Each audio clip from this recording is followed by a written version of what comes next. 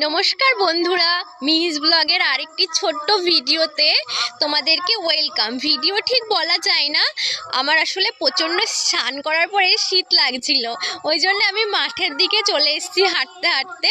মাঠে একটু ব্যাকগ্রাউন্ডটা দেখে কত সুন্দর লাগছে, তাই না?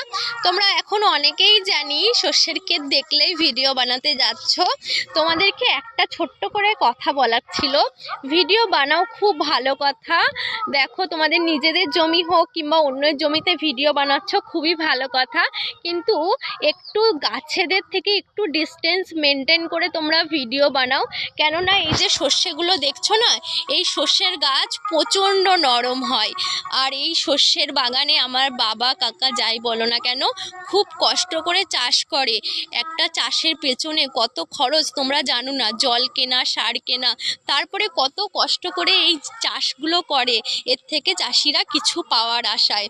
কিন্তু তোমরা যারা সর্ষের ক্ষেতে ভিডিও বানাতে যাও, এর থেকে প্রচুর কিন্তু ক্ষতি হয়, অনেক গাছ ভেঙে যায়। অনেকে তোমরা ফুল তোলো, ফুল তুললে কি হয়, এই ফুলটা যখনই তুমি তুলে নেবে তখনই এর বৃদ্ধিটা আর হবে না, মানে উপরের সর্ষেগুলো তখন নষ্ট হয়ে যাবে। তাই বলছি, তোমরা সর্ষের ক্ষেতে ভিডিও বানাচ্ছ, খুব ভালো কথা, কিন্তু দেখবে গাছের যেন কোনো ক্ষতি না হয়। নমস্কার, ভিডিওটা কেমন লাগলো অবশ্যই জানিও।